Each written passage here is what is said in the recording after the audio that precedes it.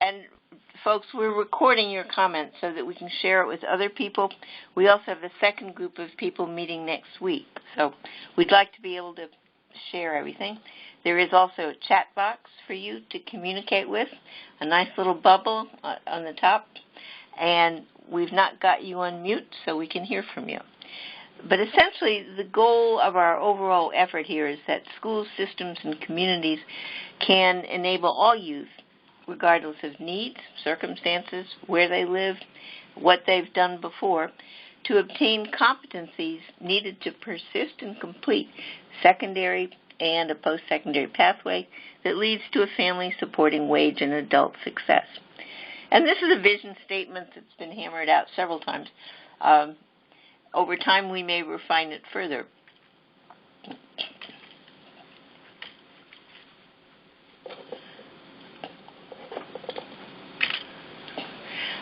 What we'd like to accomplish in this meeting is, first of all, get to know each other. And we recognize that doing things virtually is probably not the best way to get to know each other, but it's what we can do in a cost-effective way. We need to agree on our priorities as a group, tackle some of the challenges, begin to look at solutions, and think about our actions and what our next steps should be. Whoops. There we go. We're building from our earlier work at Johns Hopkins on early warning systems. And this was focused on K-12 and the notion that we need a way in schools to rapidly identify kids who are in trouble, rapidly get them responses and interventions that are targeted to their needs, both long-term and short-term, and move them into success, monitor what we're doing, rapidly modify what we're doing when we think it's not working, and keep on sharing what we're doing as a group. So among the 3 work groups that we've formed so far, and these are really the outgrowth of our meeting last spring, a year ago, folks thought we needed to have a work group on data, a work group on indicators, and a work group on responses and interventions. And this is, of course, the indicator one. One of the questions that we've thought about that we need to all address is in front of you. What are the human and technical challenges to and the opportunities for developing, using, and scaling a next generation of indicator and response systems aimed at increasing post-secondary persistence and success? And how should we deal with the challenges? The overall intent of the work groups is that we'll make recommendations for a framework that we will bring consistency and quality control to this field, and eventually that we'll curate implementation tools, resources, and develop a glossary. Essentially in phase 1, that's our charge. Later in phase 2, which is a year and a half from now, we would like to begin developing and disseminating what we have done to a much larger audience. And this notion stems from the fact that for most of us, early warning systems kind of sprang up organically. They made an awful lot of sense, but it's not been a terribly disciplined way. Nobody's gone about it in a terribly disciplined way, I would say. And so one finds lots of variation across the country. And so as we look at what are the big questions, what kind of college readiness and workforce indicators do we see as needed? What kind of social, emotional, and behavioral indicators? And this is something that's cropped up. And I know those of you who are in California have really focused on social, emotional, behavioral indicators as part of your new accountability system. And then people have asked about looking backwards into the elementary grades. Most of the work on early warning systems so far has been done grades 6 to 12. And there's increasing interest in the elementary grades, but there are also some impediments there, perhaps. At the same time, in the back of our minds, we want to keep on thinking about, is there a difference between indicators and predictors? What is the purpose and use of these things? How about diagnostics?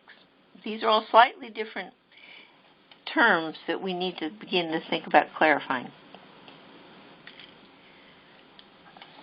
Any questions or thoughts or observations from you all? We have a small enough group that we can make this quite interactive.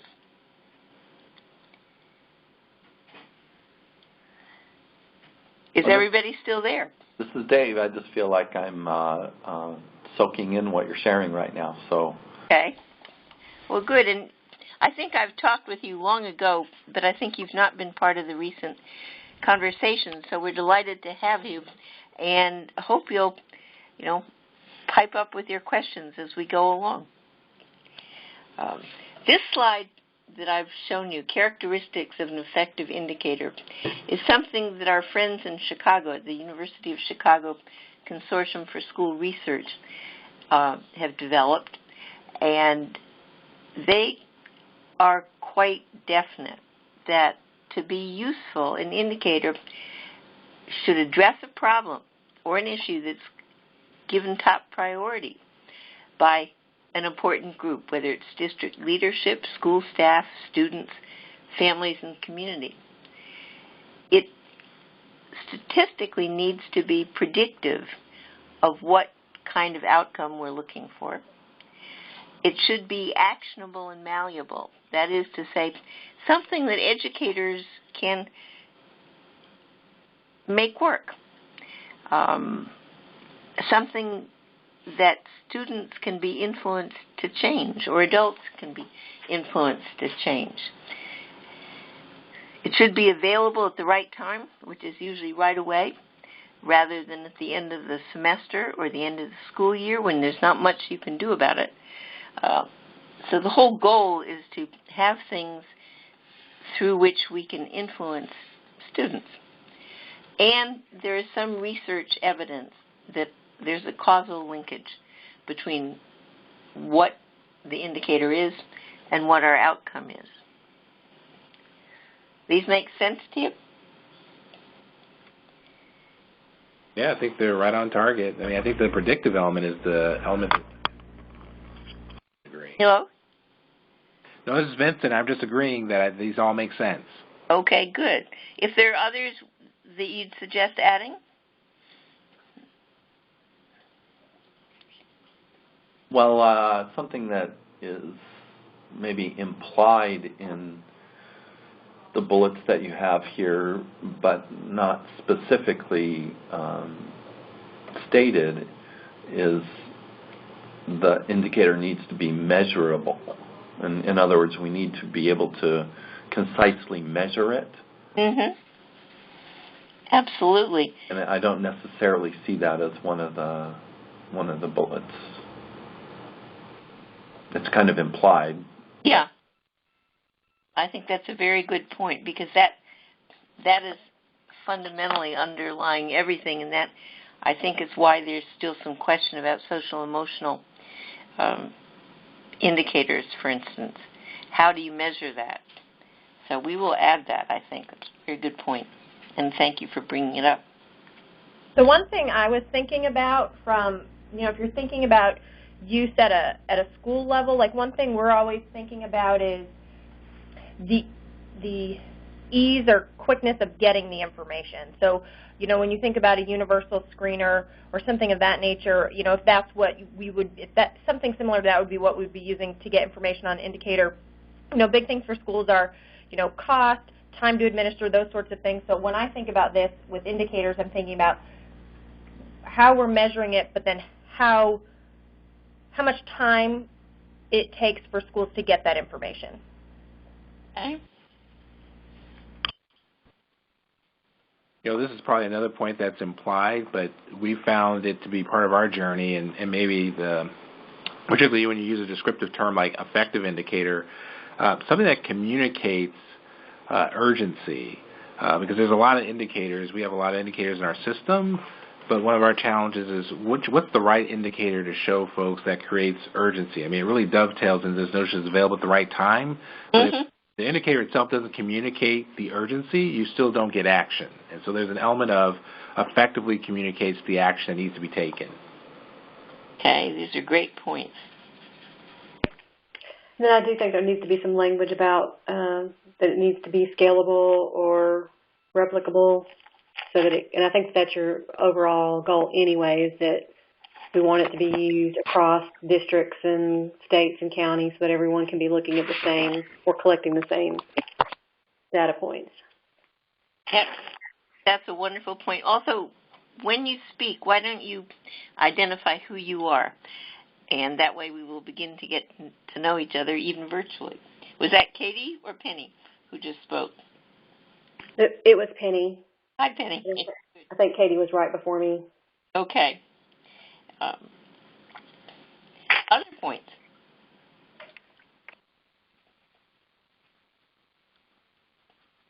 And we'll add your thoughts into this as this goes on. And you know, in the past, these are the quick things we hung early warning systems on: attendance, behavior, course performance, and credit accrual through high school particularly. And what we're moving to do is to see, should we expand this set?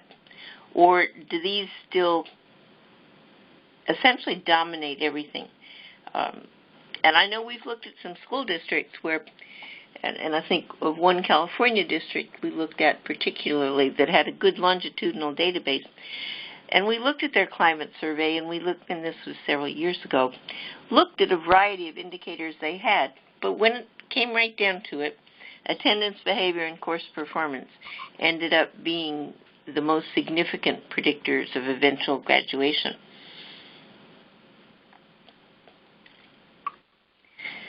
The indicators that people have brought up so far, and this was true also in our last meeting: social emotional learning, college and career readiness, health. We had a woman at our meeting a couple weeks ago who was a pediatrician and a senior executive in the Children's Health Fund, and their findings are, asthma, for instance, is tremendously predictive of difficulties in schools. Any more comments about what we might add to this?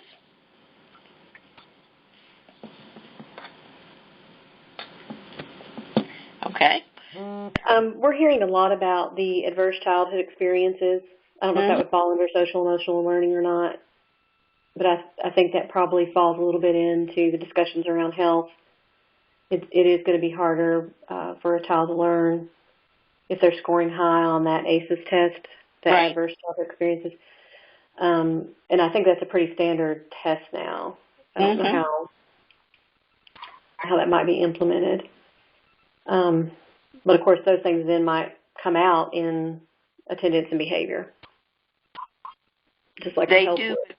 One of the ways we sometimes think of it is that there are kind of top-level indicators, but beneath that, they're what we sometimes call influences, and that can be gender. I mean, there are some startling differences in when you look at some of the social emotional indicators between young men and young women. At least they were startling from my perspective. Things like socioeconomics, you can't change. It's not a malleable indicator, but it can affect outcomes. And so you may need to be considering that. Same with children in foster care or homelessness. Those aren't really indicators, but they sure influence the students' progress often. And they're things that we might need to address. Joanne, I just had two quick thoughts. One was actually on your prior question to us about an effective indicator. For us, one thing we found is there's actually a lot of value that an effective indicator has really clear footnotes on how it's calculated. And so I was just going to throw that out there as another kind of very technical point, but sometimes, particularly when you talk about things like attendance or even notions of behavior, really having solid technical understandings of both how it's defined and then where the data is coming from tends to build credibility. And then the other thought in the area we were just in around the course performance credit accrual, I wonder if grade level performance is maybe something to consider. We find in our system that there's definitely not always a tight correlation between letter grades and grade level readiness, and I wonder if really being concrete about grade level readiness being a measure is a value add, because I think so often letter grades can mask mastery of standards. I would echo what Vincent's saying. This is Dave, also from Fresno. Maybe even to be more specific to the point of grade level performance on some type of achievement assessment. Can you amplify your comment a little bit more? Well, again, just to pick up on what Vincent was saying, he talked about grade level performance or grade level readiness. We don't necessarily see with reliability all across our system a lot of consistency in the way grading practices occur. So the credit accrual and course performance that you have here has some variability and subjectivity to it in different places in our system, just the way teachers grade. Right. And so an external assessment, and Vincent called it grade level readiness or grade level performance, is another possible input into something that can be a predictor or indicator of student success. So, like a standardized test score. Mm-hmm. There are a number, I guess I'd like to just argue with you a little bit on that one, in that there are a number of studies which show that despite all the shortcomings of grades and GPA, they still are a better predictor than standardized assessments, at least of high school graduation. It's pretty consistent that if you get an A or B average, you are 80% or more likely to graduate from high school. If you get a D or an F, the odds go down to about 20%. And for students with C's, they can go either way, which is an interesting, to me that's always been fascinating. Yeah, I would say if our ultimate target is high school graduation, of course there's a direct linkage because the way you graduate is by accruing credits. Mm-hmm. But if our definition of student success is perhaps more than just meaning high school graduation, if it's right. Achievement or the ability to move on to a set of post-secondary options that you can move into successfully, then there may be a bigger or more comprehensive definition of student success we might want to think about. I would echo with Dave, because certainly in our journey, when you look at students beyond graduation and look at those requiring remediation, letter grades really don't tease out potential success as much as scoring met or exceeded on the Smarter Balance or Common Core assessment does. And so I would say our journey has been one of thinking about, because of course in our system all you need is frankly a D to graduate. So the letter grade thing is a red herring of sorts in terms of the quality of the graduate. And so the assessments for us have really been a more real litmus test of the quality of that graduate in terms of being ready for college day one. Mm-hmm. This is Mike from Riverside County. Hi, Mike. How are you? This is Mike. Oh, I'm doing fine. Sorry I'm late. Okay. But I did want to jump into the conversation because I'm looking right now at some research on community college multiple measures, which I think we might want to consider because those are the indicators they're using, and there is lots of research, and they're trying to get away from the testing in. and using multiple measures. And so, I don't know, the group we might want to consider and look at some of those indicators that the community colleges are looking for as they look at kids, as they place them into English and math courses. And most community colleges now are going to go to multi-measure. They're going to get away from their ELM or whatever you're calling them, the tests that they have to give at the beginning. So we might look at those also. Isn't the CSU system moving away from tests in placement tests for a year now? The CSU is just passed. It's going to change their assessment. They will still have a test, but their current one, which I get them always wrong, but whatever their current one is, they are going to stop using that one, and they're looking at another measure. They will still do a test, but they have other avenues to get into college-level courses, like you take this course in 12th grade and you pass it with a C or better, and we'll have you enter a college-level math or English course. So they are trying to do multiples. Mm-hmm. Yeah, and those multiple measures for both community college and for CSU, this is Dave again. Hi. From Fresno, are honoring or respecting both the input that may come from course performance and credit accrual and from assessments.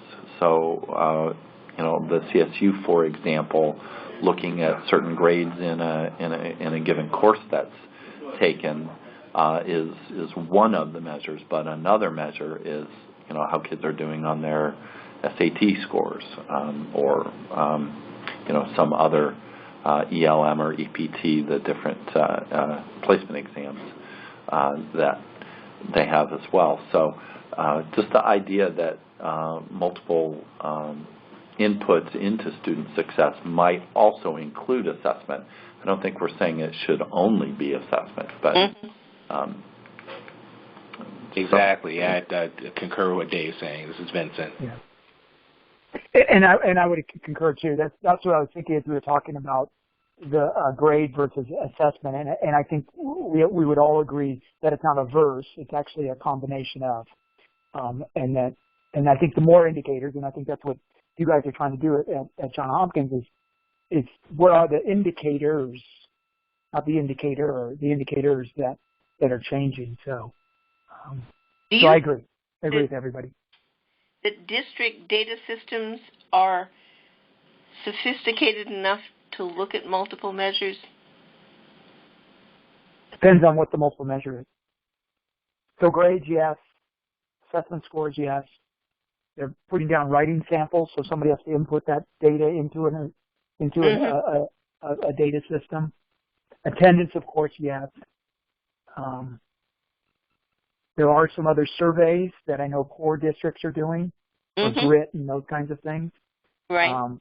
Again, those non-cognitive assessments would all have to be inputted into a data system.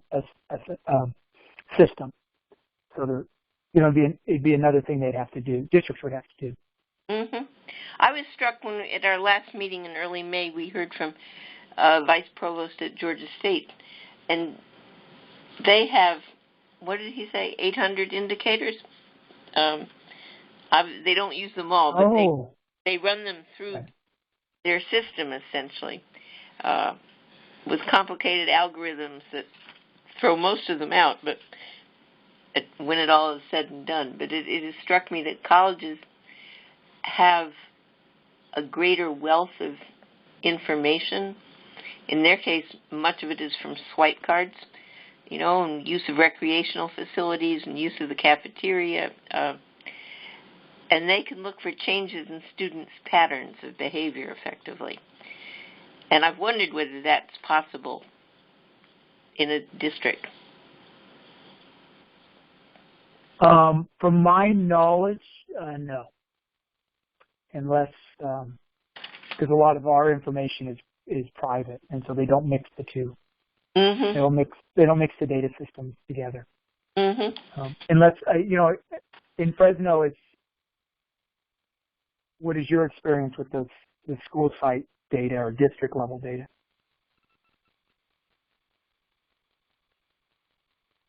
Is that, Mike, are you asking the question? I was asking because they might have more insight than I do.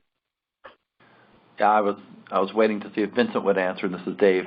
Yeah, we collect a number of indicators.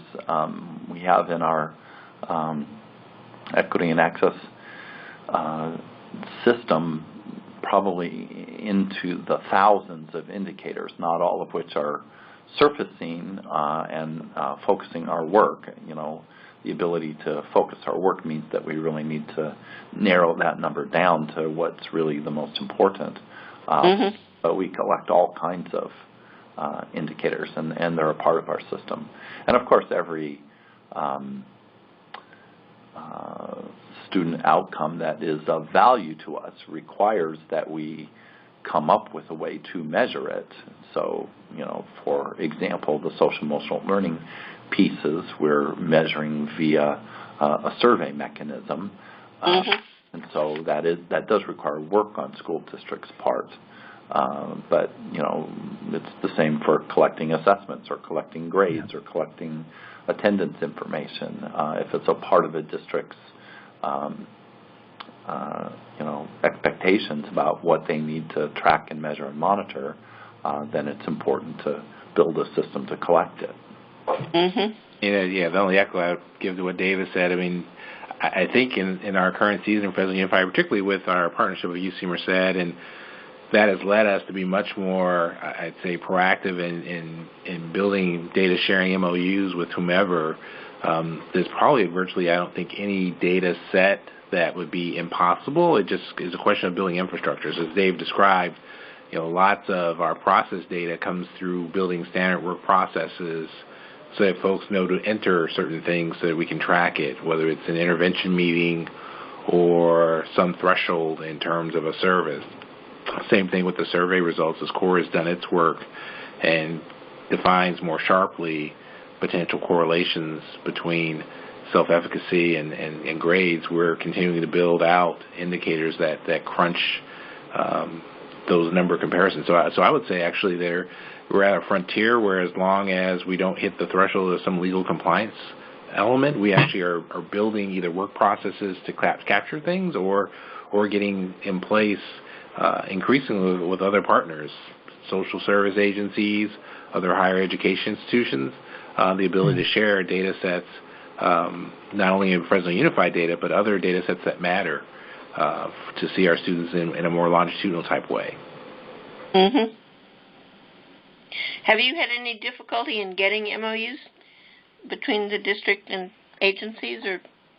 Oh yeah. I mean, definitely, you know, it's no small task because you certainly have to be in tune with each other's value proposition. Obviously, as it relates to student data, have to be very in tune with any kind of privacy issues with student data. And so how that comes with the credibility of being able to say you've got a relationship. And part of that is really over time demonstrating that student information can be protected and not misused, misaligned. Frankly, we have those same conversations internally as it relates to even student survey data, because obviously, you know, there's sensitivity about any data point that could be tied back to a specific student.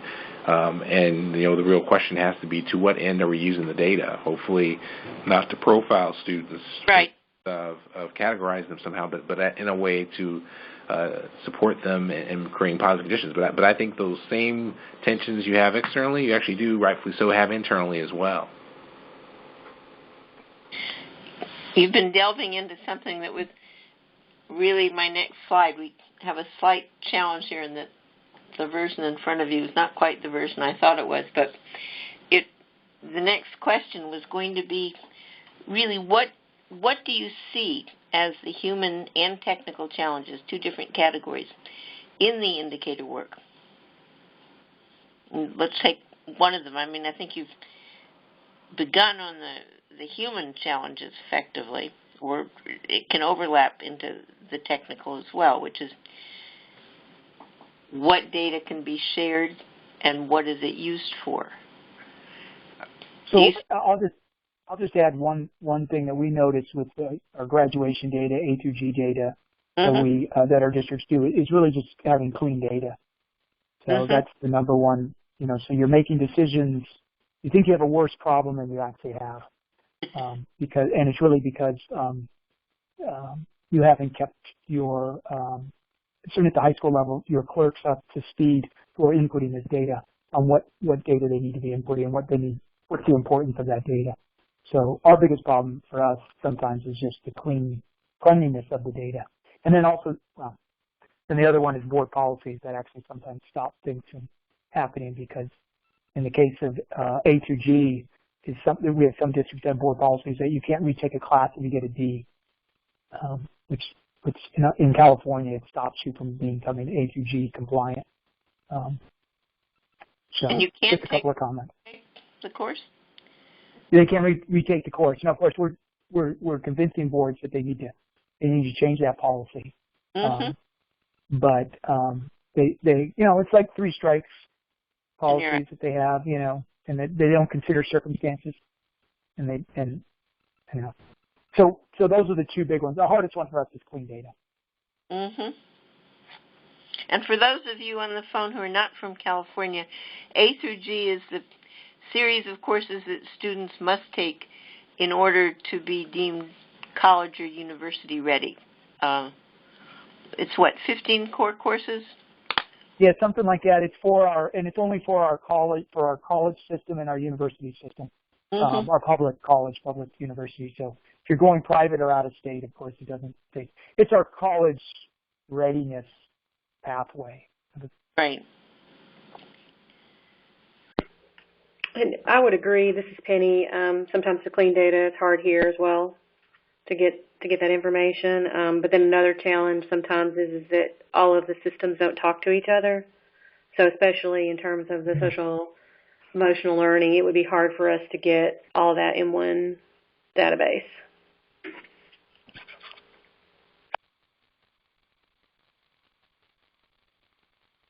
Now, CORE has overcome that. Is that correct? Well, yes, we've actually been able to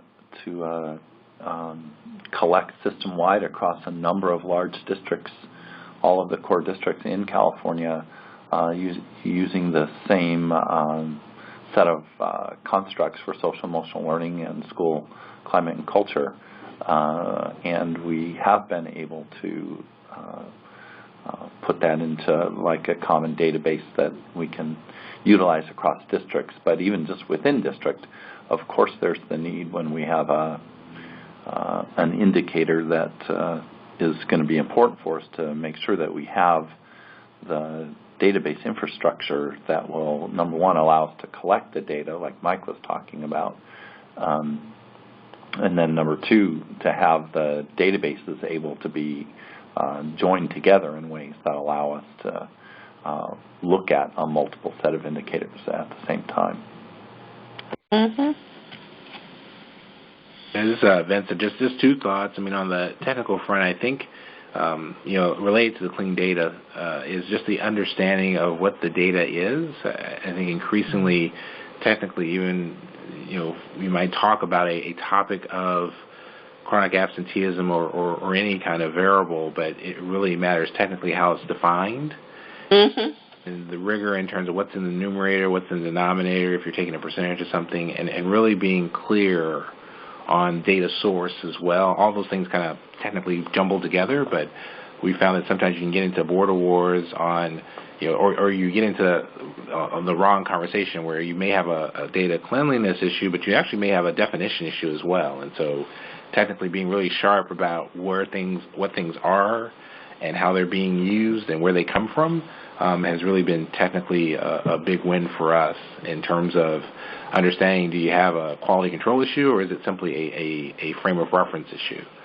And then on the human front, I think one of the biggest indicator challenges, particularly when you have a lot of indicators, is this notion of how does the culture use indicators? And one tension that exists that's appropriate, I think, to some degree is are indicators being used to prove something, proving that I'm doing my job, or are indicators being used to tackle an issue in the system, or are they being used to maybe talk about how to improve something? I think sometimes the purpose of the indicator can sometimes be subject to the human condition. And so if I'm feeling under siege, I might be looking for proving I'm doing my job indicators versus using indicators to like tackle a long-standing problem. And those things aren't technical as much as they're the human condition, because it says, how do I frame the conversation about the indicator itself? And I think that's something that the work by Chris Stanford and Chicago, the Annenberg brought up, of looking at things from the system level, the setting level, and the individual level, gets at that it's essentially, to me, it's the same idea that there are different perspectives about how you use indicators or anything else for that matter, and how you apply interventions. And that tri-level lens can help very much in helping one sort out how to do things. Do you think of other technical and human challenges?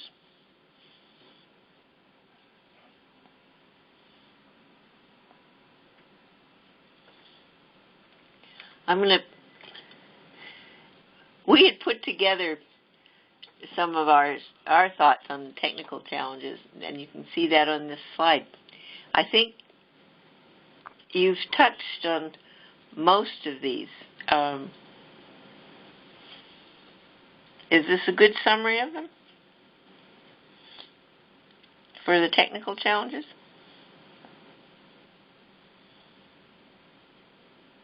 I might add data definition. Okay. And maybe even to what Vincent was saying earlier, calculation definition. So it's not just what does it mean, how are we defining chronic absence, but actually how will we do the calculation. Okay. And that's something that comes up in our work frequently. We often, because we do a lot of work on graduation rates, and while the federal government has defined, the average cohort graduation rate, what's quite astonishing sometimes is how different states take the same definition and use it quite differently. So I'm delighted you've brought this up, and we will definitely add it to the list. Might include data source as well. Mm-hmm.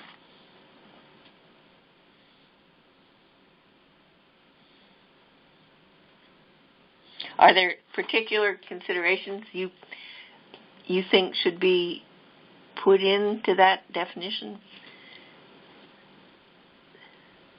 I think in the base way, it's just, where is it coming from? And it's kind of what Dave just said, right? The whole calculation definition can maybe include kind of the source report for it. Is it from a state website or a state repository? Is it the district repository? Is it the repository? Mm-hmm. Being able to add as much clarity as possible around where how data is coming to you, I think helps folks get either a sense of comfort or able to ask the right questions as they try to assess, is the data clean or not. Mm-hmm. If we move on, these were some of the human challenges we've come up with, and I'm curious what you would add to this list. Or modified.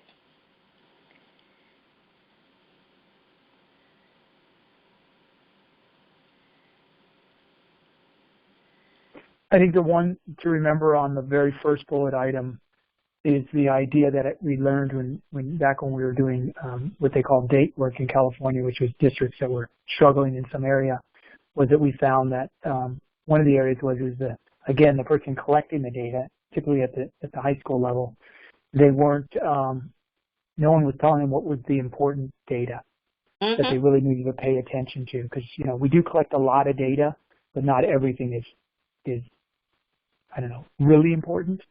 And right. So I would just add that idea of understanding which fields are the most important, and that you can't leave it blank no matter what, kind of thing. Or you can't just put in any number you want. So that's the only thing I would add.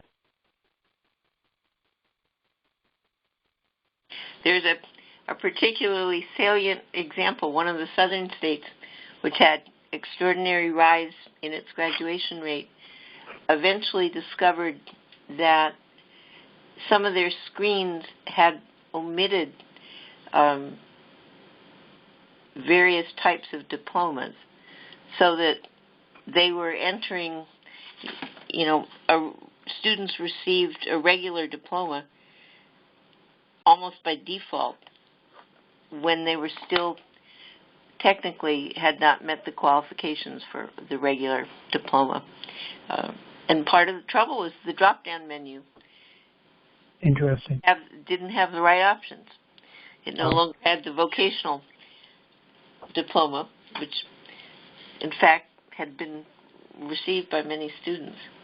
So this is a very helpful point. And this is Penny. The other human challenge would be time, and I think we did see that under technical, but it could also be that if this is added and there's additional manual responsibilities, that the people may just not have time to do it well. Mm-hmm. And does that become a leadership issue of the leadership of the school or district prioritizing data and its collection and inputting, making time for that in somebody's schedule? Yeah, I think it would. I think it definitely is going to be driven from that level, especially if it increases responsibility of somebody's current workload if they're not doing it now. This is Vincent. One bullet I'm thinking of might be useful is just the tension of using data to prove I'm doing my job versus to change conditions in the system for the betterment of students.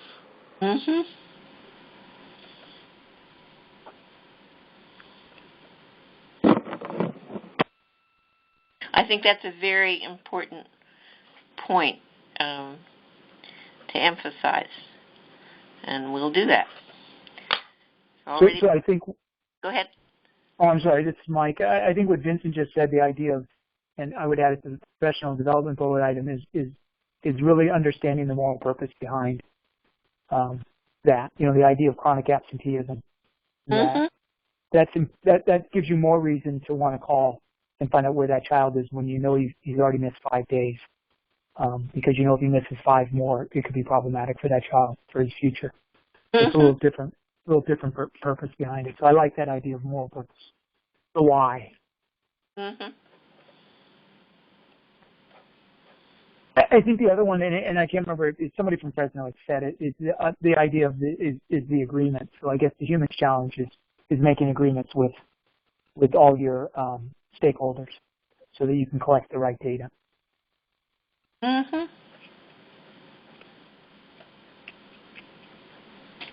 Are you able to do that in Riverside? We, within our districts, we are, but we didn't start off like that. We used an outside data service, so to speak. Our districts did, and then we would get the data from that outside source with the district's permission, and they wouldn't give up. The districts never necessarily gave us the data directly, but over time, you build relationships, and and those relationships get stronger and stronger. And so now we're at a point that we do have MOUs with every district. We did give our districts a carrot. We bought them the National Clearinghouse, and so that it wasn't that much money, and then that also allowed us to start getting some of their data. That's very helpful. I'm sorry, say that again. I said that's very helpful. Yeah. We were able to do that. But the one thing, and again, somebody from Fresno said, is getting those agreements with the social services, probation, or your different kind of groups that you need, your outside community groups. That's been problematic. I know our alt ed has struggled with that. There's some of the United Ways in other parts of the country have been able to do that, to engineer relationships with the outside agencies, but at least to my knowledge, they've only ever succeeded in doing it between them and one agency. They've needed separate agreements with all the different agencies, which can become difficult and time-consuming to negotiate.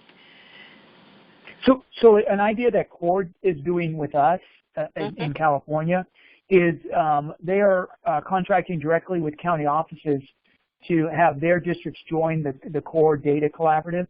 And so the data flows into the county office, and then the county office uploads it to the CORE database.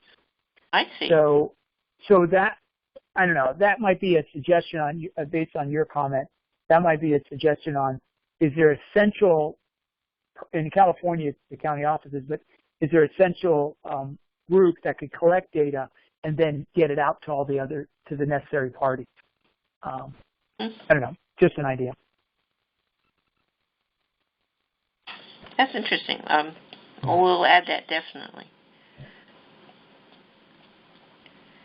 And some states where there are uniform statewide student information systems, I think the state does some of that, but there's fierce arguments as to what the state should be able to see. But that idea of a central repository or central node or something is an important one. We've begun to flesh out the framework already, and I thank you for it. Lots of good ideas. What do you think about opportunities? When we shift away from barriers, what are our opportunities?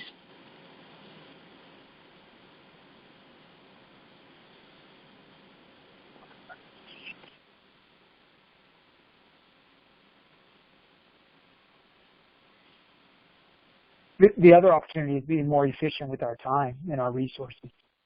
Yeah, I agree. I think, this is Penny, I was going to say the resources and the use of what we have, how we can maximize financial resources for those most in need.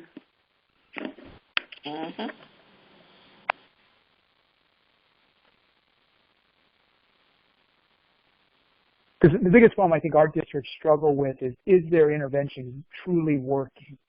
Or are they spending a lot of money and getting per student and not very good results, and that they should be exploring other avenues? And sometimes it's not having enough data to understand that. Do people, and in your experience or districts, have the time to really track interventions and whether they're working?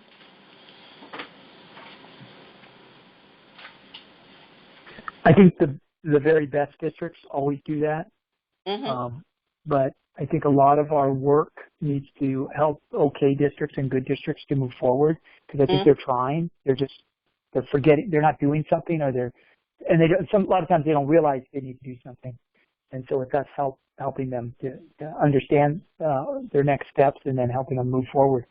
And then they pull it off quite well, because again, it's good organizations. They just happen to be doing the wrong thing. I do think there's a response to your question as well, in that, yes, agree with all of what Mike said in terms of what districts do. I think sometimes you get lost also in trying to prove the intervention worked, and so mindset plays some role in trying to be, and I guess as deeply and rigorously reflective as possible, because there's always the tension, right? The most interventions are tied to some resource, which is tied to some budget, which is tied to some moment of truth where someone's going to ask the question, did it work or not? And so there is this kind of prove it mentality that sometimes comes into the review as well, which can obviously not always be helpful in really deconstructing if the intervention itself is working the way you want it to.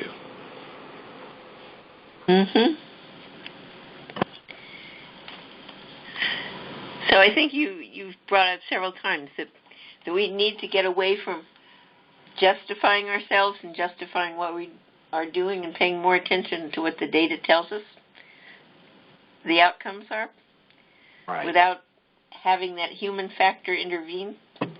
Right. Because I want to be right.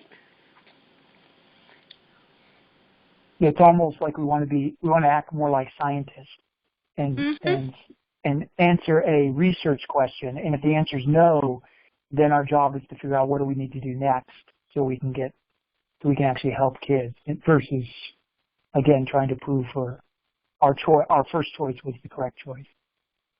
Mm-hmm. I think there's maybe, this is Dave, also an opportunity for focusing on the most important elements for student success. One can obviously get lost in having to collect and keep track of mountains and mountains of data, and I think we end up losing people sometimes if we have the inability to really focus on what really matters. Mm-hmm. So to kind of tag on to what David just said, then maybe we should also have a list of not just indicators, we should have a list of non-indicators so that we make sure that we eliminate certain indicators that really, historically, we've looked at them, but they've served us no good. Mm-hmm. Almost our not-to-do list. Uh-huh. Well, maybe we can talk about this next time. Yeah. What are the don't do's or not to do's? And what are the non-indicators? That brings me, because we're almost out of time, to several of my next questions. What I will do as an outcome of this meeting is I'll add in the points you've been making so that we begin to flesh this out. We have another group of people who couldn't make it today who will be discussing the same topics next week, Tuesday, I think. We're also revving up the response group, and the data group is having one more meeting. And then we're talking about future meetings. And I'm curious, as all these things start feeding into each other, effectively we are beginning to build the framework we've been talking about for national recommendations, just in its very early stages now. But I'm curious how frequently you'd all be interested in having subsequent telephone calls.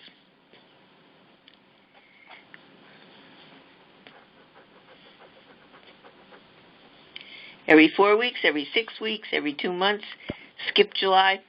What are your thoughts? This is Penny. I don't really have a preference. I think every 4 to 6 weeks would be fine. Okay. Yeah, this is Mike. I would agree with Penny that we don't necessarily have a preference. I've missed the first 20 minutes, and this has been very valuable for me to listen to other people's ideas. So. If this is Vincent, 6 to 8 weeks sounds good to me. Okay. And from Dave, I think maybe the 6 to 8 week range would make sense, but I think it may be valuable to sort of look at it from what's the frequency with which there is need to be getting input and to be putting our heads together. What's the cycle of the movement of the work to help determine how frequently we should actually be convening. The overall cycle, to answer your question in part, is A, we're just beginning. B, we're hoping to have face-to-face meetings of the virtual work groups in November. We're probably the second week in November, and that's at the expense of the grant. So hopefully you'll pencil that in, and I think as we get to know each other better, things will fall into place. So by mid-November is really the first benchmark to have a more fully fleshed out framework for people to discuss and mull over and add to, and with input from all three groups as we go along.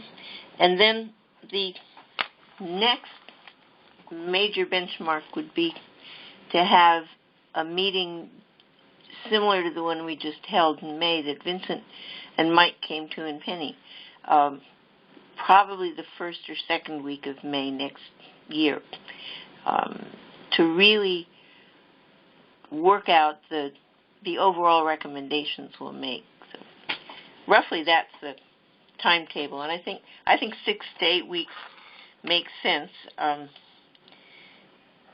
with more concrete structure. And I think after the next work group on indicators meets next week, we'll have a better foundation. The intervention work group is meeting also next week and then 2 weeks later. So we'll begin to see where people are thinking and what they're thinking in more detail than we did at the big meeting. Is that quick outline helpful? Very helpful. Yeah, Okay. that helps. Am I correct in thinking that July is not a good time to meet? There's a lot of vacations. It doesn't matter to me. Okay. The first week is the only bad week for us. Okay. It just would matter when, but the whole month, there's definitely availability. Okay, good. I would agree too. Great. I think most of us are year-round employees. Okay, I had thought that, and most of the people involved in the project are not yet school-level people. And that, I think, is where July becomes more problematic frequently. At least principals frequently are not working July, at least in many districts, especially the ones that start early in August.